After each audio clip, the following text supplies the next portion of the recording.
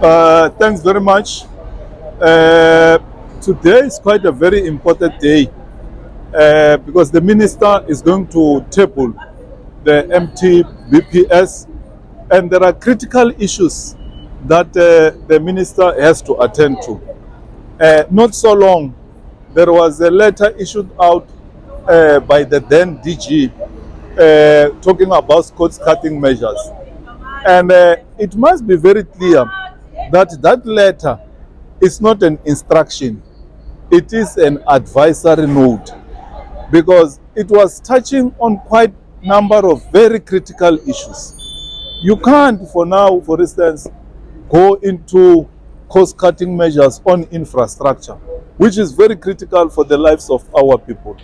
There are other issues that you can go into, like cost-cutting measures on conferences, on overseas trips, on catering, and a whole range of other issues, but not on issues that touches on the issue of employment. Say, for instance, infrastructure rollout is a major item in the budget which can assist in the improvement of the lives of our people, but at the same time create jobs for young people.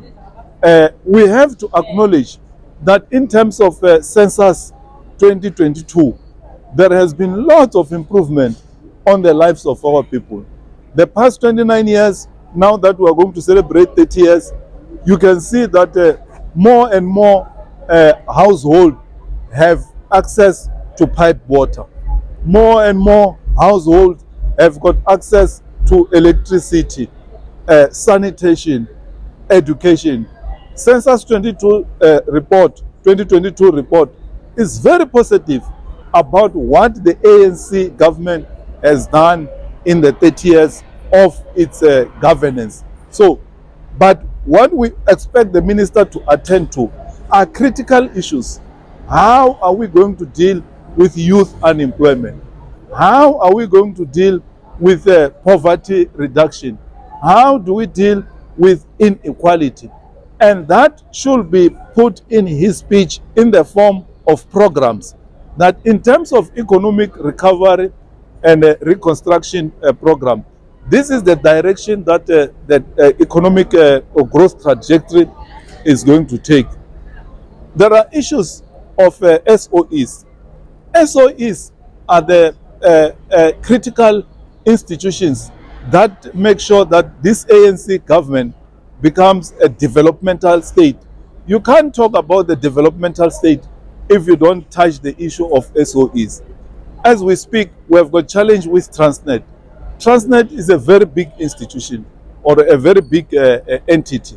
The minister we expect the minister to say something about it, because the issue of freight, the issue of logistics center around that entity called Transnet. Something has to be done to make sure that Transnet goes back to its glory days. Let's acknowledge that there is improvement in terms of load shedding. So we are quite happy about that. And we believe, as the Minister of Energy, Electricity has said, that come 2024, load shedding will have been dealt with moving forward.